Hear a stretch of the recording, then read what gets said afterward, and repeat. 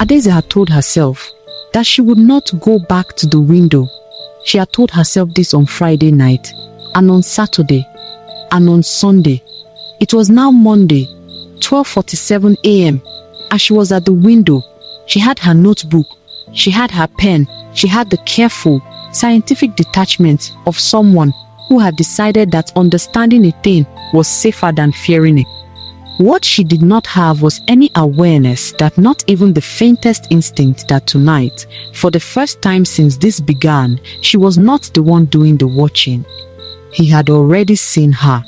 She was leaning against the wall beside the window in her usual position, body angled away from the glass. Only her eyes passed the edge of the frame when she noticed the compound was unusually still. No movement near the generator house. No shadow along the wall. Nothing. She frowned. Checked the clock on Chisom's locker. 12:49 a.m. He should be here by now. She had been tracking his pattern for 2 weeks. He never varied by more than 15 minutes. She pressed a little closer to the window to see the path beside the generator house more clearly. And that was when she saw him. Not where she expected, not moving along the wall, not near the storage room. He was standing directly below room 12's window, still, looking up, looking directly at her. Later, when she tried to describe it to Chisom, she would not be able to explain how long it lasted. It felt like the length of a held breath. It felt like a full minute. It felt like the kind of moment that rearranges something fundamental in you and leaves you different on the other side. He did not run. That was the first thing that broke every rule she had written in her notebook. Every previous sighting ended the same way. Girl sees figure, figure vanishes. The disappearing was the whole pattern. The disappearing was practically his signature. He did not disappear. He stood there, and he looked at her, and she looked at him. She could not see his face. The hood was still up. The night was still dark. The distance was still too great. But she could see his posture, and his posture said something that none of her data had prepared her for. He was not afraid of being seen. He was not surprised that she was there. He had known she would be at that window. He had come to find her. And then he did something that Adaeze would lie awake, replaying for the next 3 days. He looked away from her, not upward, not sideways. He turned his head slowly and deliberately toward the storage room, held it there for 3 full seconds, then looked back at her, then away at the storage room again, then back at her. Once more at the storage room, then he stepped backward into the shadow of the mango tree and was gone. Adaeze sat on her bunk for a very long time. Her notebook was open on her lap. She had not written a single word. She waited until after morning devotion. She needed Chisom fed, awake, and in a relatively stable emotional state before she said what she was about to say. She had learned, over 2 years of friendship, that Chisom processed alarming information better on a full stomach. She waited until they were sitting on Chisom's bunk after breakfast, the dormitory mostly empty, girls gone to class prep. Then she told her everything, not the edited version she had been carrying alone for 2 weeks, not the careful, scientific version she wrote in her notebook, the real version, the version with the fear in it. Chisom listened without speaking, which was how Adaeze knew she was genuinely frightened. Chisom's silence was rarer and more serious than Chisom screaming. When Adaeze finished, Chisom sat very still for a moment. Then she said, "He was telling you to look at the storage room." "Yes, he was pointing you toward it." "Yes, because he wants you to know what is in there." Adaeze looked at her. "That is what I think." Chisom was quiet again for a long moment. Then she said the thing Adaeze had been hoping she would say and dreading in equal measure. "Then we need to look at what is in there." They spent the next 2 days preparing. Adaeze knew better than to do this quickly. Quick meant careless.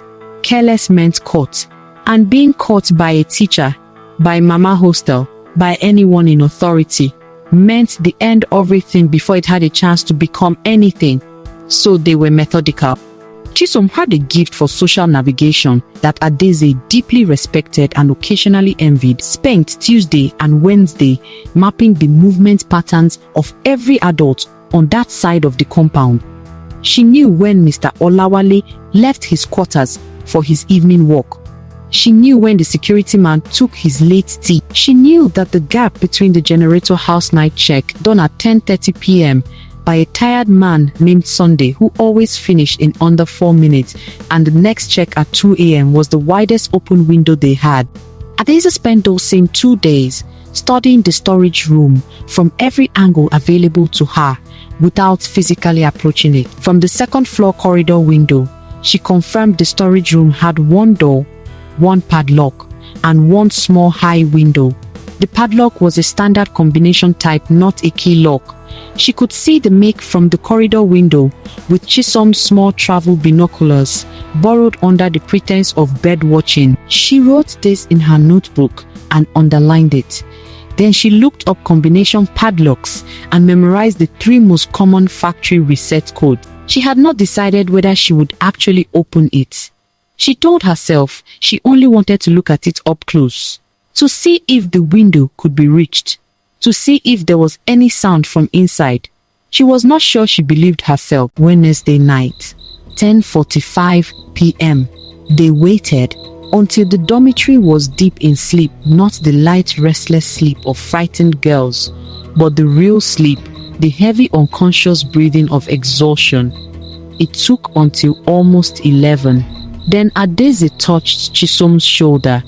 Chisom was already awake. They had dressed before lights out, dark wrappers over their night wears, dark headscarves, canvas shoes, instead of the slippers that slapped against the floor. Adaeze had thought of this. She had thought of most things. What she had not thought of was how different the compound looked when you were standing in it, instead of watching it from above.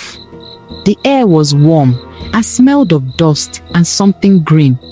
The mango trees were larger from the ground than they appeared from the second floor.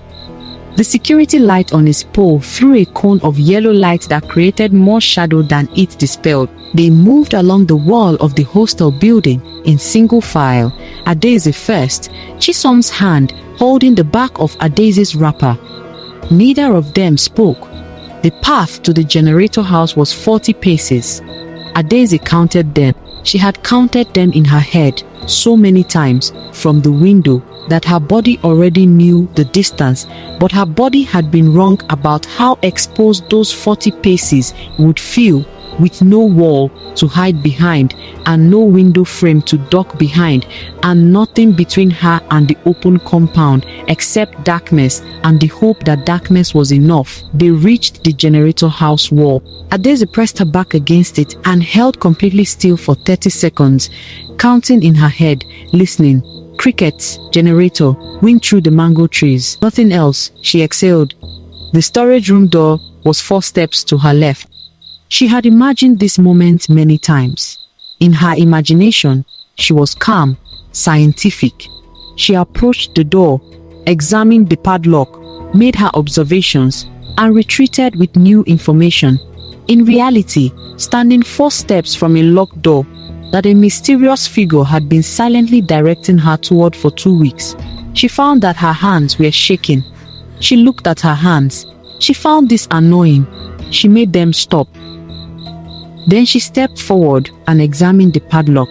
Standard combination, the make she had identified from the window. She tried the first factory reset code. 0, 0, 0, nothing.